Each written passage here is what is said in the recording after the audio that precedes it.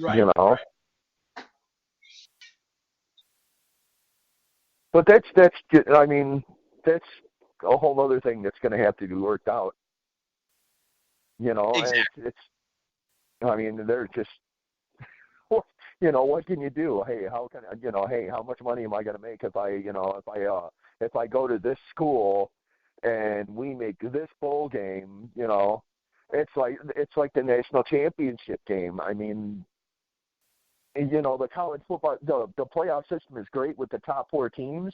You should be like that should be expanded. It should be like 8 teams at least. Dave, I totally agree with you. I think in the next few years, because the only reason why I think A needs to be extended to at least 8 is you have 5 power conferences in college football, and one of those conferences is not represented in the 4 teams. Right. So, Right. which conference do you leave out? It seems like the past few years it's been, who has it been? Is it the Big Ten? Because obviously, you know, Ohio State didn't make it last year. Penn State didn't make it the year before, but Ohio State got in. So who do you leave out? You got to leave somebody out. You have 5 power conferences, but only 4 spots.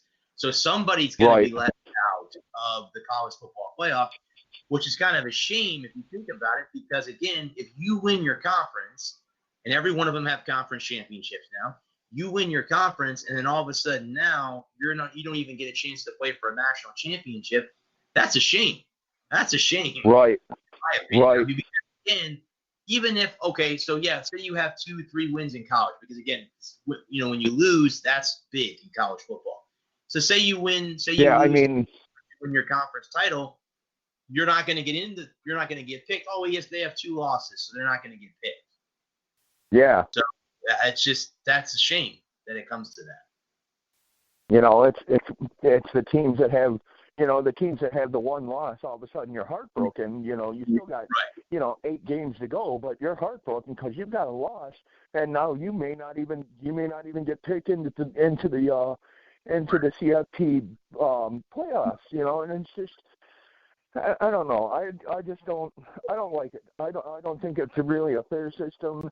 But for now, I mean, you got your top 4 teams, and I'm not sure who they are now. I know Penn State was one of them going into the weekend. Ohio State was another. Um, Well, Penn State got beat, LSU. so Penn they'll State drop got beat out. this weekend. Yeah. Minnesota, the Golden Gophers beat them. And it's a shame. I mean, and then there's so many conferences now. The independent guys are gone. For years, that was Notre Dame. Notre Dame was your big independent school, but now they're folded into the ACC, I believe. So, it's just like, well, all right. So how's this going to work out again? And I don't know. There's just there's teams that recruit good from inside their states. There's teams that recruit good from outside their states. It's just, I don't know. There's a lot of things that go into college, and that's probably why a lot of people watch them, because they're more pure. They're not so much getting paid for it, which is it's a big bugaboo that we were just talking about. But if you can't recruit and you can't win, if you can't get to like college football, like you were saying, if you can't get to one of those schools, then you're going to go to college and you're going to go, well, all right, well, I played 4 years, maybe I'll have a shot at the pros. But then again, if my school sucked, Yeah. that's why you need a combine, not just a pro day. You need a combine. When your school's been really good, then you can just get away with having a pro day. Correct. Yeah, I agree, Dave. I agree. It's the same thing too. I mean, if you want to, I mean, they're skipping the combine. They're skipping their, and let's flip back to college football real quick. These main draft guys are skipping their bowl games now and leaving their teams hanging on a bowl win because they're worried about. And I don't blame them, because again, they're worried. They're Right. worried about injury. Oh my God, I might pull my hamstring, and that's going to affect my draft stock. And it's just like, wow, man. You know, and just a perfect example of it is a guy like Eddie Jackson. Broke his leg his junior year, didn't have much of a senior year, so nobody really looked at him. But if you look at the 2 years previous to that, he was a lights-out player. Now he slips in the draft and he comes to the Bears. Well, and then, you know, his rookie year, he just shows out, and it's just like, wow, man, how did this guy draft so low? Well, because he had an injury. Yeah. Yep. Well, can I ask you, You Dave, know? your opinion on this? What was your thoughts on Terrell Owens skipping his Hall of Fame speech in Canton and doing it from somewhere else? Do you think that was a You know slap? what? I mean, I'm sorry. If you know, it goes down to any Hall of Fame. If you get elected to a Hall of Fame, you should show up. I agree. I mean, seriously.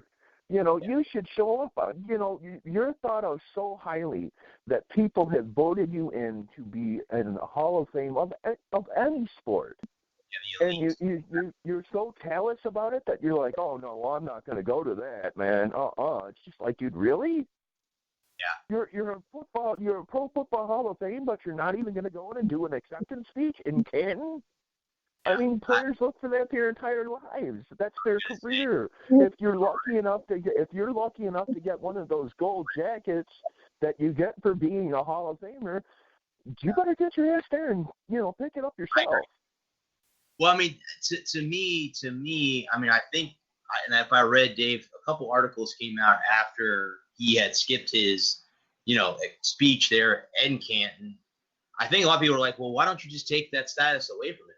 If he's not good enough to show up to Canton with all the other, you know, because a lot of the, you know, past Hall of Famers all show up for the speeches. There's a lot of them usually in the crowd when they have it in Canton every year, right before as the football season starts up every year. But I mean, for the life of me, I agree with you. I don't understand why, if you're elected by your peers and or the writers and everybody else that votes for you, and you say, yeah, you know what, I'm just, you know, no, I'm not going to show up for that. Well, then maybe we should take your status away from you then. Maybe you shouldn't be all. Well, you know what? Yeah, okay. I made the Pro Football Hall of Fame. I didn't show up.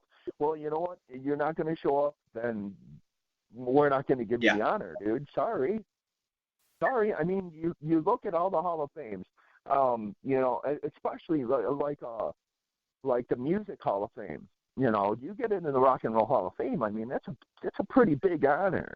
I mean, because and for them, it's not so much that it's just rock, but all the other genres of music.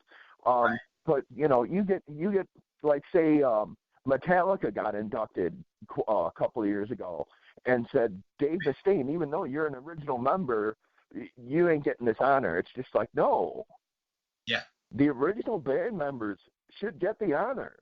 And you know what? Squash your beefs. Put all your beefs aside. If you're gonna go up there and accept, okay, squash your beef, Dave Mustaine. Go play a song with Metallica. You know, no one's saying do 5-6 songs. You know, go ahead and do your one song, and then whatever other band members are there, then you let them take advantage. But, you know, when it comes down to, like, the Sports Hall of Fames, man, I mean, sorry, dude, those are your peers that are voting you in. Right. You better go. Yeah. I mean, it doesn't make any sense. You know, Jordan got elected into the Basketball Hall of Fame. You know, you pick your presenter, and then you have your speech, and, you know, these guys are breaking down in tears. Yeah. You know, that's the magnitude of what this means. And then for a guy like Terrell Owens to just blow it off, it's like, really? Yeah. Well, and I mean, if you look, and, you know, if you look at him as far as, you know, top, again, T.O.'s in the top 10 of all time. I will say that. I mean, my pick for the top for all-time wide receivers is Jerry Rice. I would put, you know, Art Monk, Steve Largent, Randy Moss, just to name a few up on that list before Terrell Owens would even come into that. Not taking anything away from T.O. because he was a great athlete in San Francisco and Dallas, you know, and I don't forget where he ended his career. But, I mean, you know, he was a great player. I guess, Dave, with him, his ego got the better of him and said, hey, I'm not going to show up. I just don't get that. I really think Yeah, too every athlete. too many guys get too full on their ego. Yeah, You know, I and it just, you know, it's like the GOAT conversation in basketball. I mean, anybody, you know, that's at least to my age, and like I said, I'm 53. We always say Jordan right off the bat, and there is no doubt about that. I mean, the guy was 6-0 in the finals, but then, hey, Bill Russell won 11, man, and he won 8 in a row. I mean, granted, it was a different era, but that doesn't mean that the championships don't count. correct. You know, and then if following that logic too, how about Jabbar? I mean, Kareem Abdul-Jabbar, for 20 years, you couldn't stop him. And it didn't matter if you were a great defender because he hit the sky hook and you couldn't block it. It was the unblockable shot, you know, because I was just reading about that earlier. You know, with Kareem, it was the sky hook. With Jordan, once Jordan got the fadeaway, he's unstoppable. You can't stop that. If he can go down there, turn, you know, fall backwards and shoot, I mean, you can't stop it. Well, and then too, you know, Dave, I happened to catch the 30 for 30 on Jordan when he went to play baseball. And do you know that when he gave it up before with the Barons there in Chicago, he was hitting 265. That any major league baseball player would love to hit 265. So I have a funny feeling that he had not come back to basketball, he would have made it in Major League Baseball. I to the life of me believe that he would have made it with the White Sox. He would have gotten to that level. Yes, he would have with the White Sox. Now, again, and that's what's amazing to think about. You know, and that's amazing to think about that he has that athleticism. Right. That, you know, hey, he went from basketball and within 2 years, you know, if the baseball strike doesn't happen, he doesn't go back to basketball. I firmly believe that. If the baseball strike doesn't happen, he comes to the majors. That next season, he's that good. And, you know, if you can be that much athletically, I mean, that's incredible. The only other athlete that I could compare him to would be Bo Jackson, in my opinion, as far as it.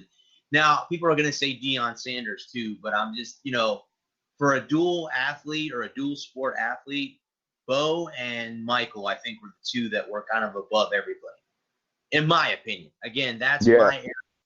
A lot of people are going to argue with you because they'll say Deion. So that you could say that too if you want to go that far. You can't fault Deion. Deion actually won Gold Gloves in baseball. Yeah, you know, true. And that's another one that's no small feat. I mean, Gold Gloves are hard to come by. You have to be, you have to be pretty exceptional to get a Gold Glove. Deion's got 2 of them, man. So it's not, it's not like it's not like they're going out and going, oh, well, maybe, I don't know. I just played football season. I'm not fucking really up to it. And it's a different story, you know. Right. At the same time, people forget about this.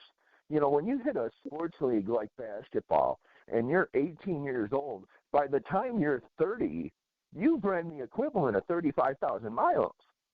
Correct. Because you're on the basketball floor, and, you know, if you're LeBron or Michael or somebody that's there in the finals year after year, you're not playing just 82 games. You're playing like 100. Yeah. Yep. Correct. That's, you know, for me, that's always why when Jordan was winning his first 3 titles and then his second 3 titles, and if you listen to if you watch the Dream Team, anything on the Dream Team, Chuck Daly was like, yeah, we're practicing until 6 o'clock, or 3 o'clock in the afternoon. Then Jordan's going out and playing 3 rounds of golf.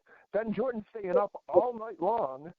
You know, he might sleep 2 hours, but that's all he needs. Yeah. You know, for me, that's just amazing. I don't know. It speaks for itself.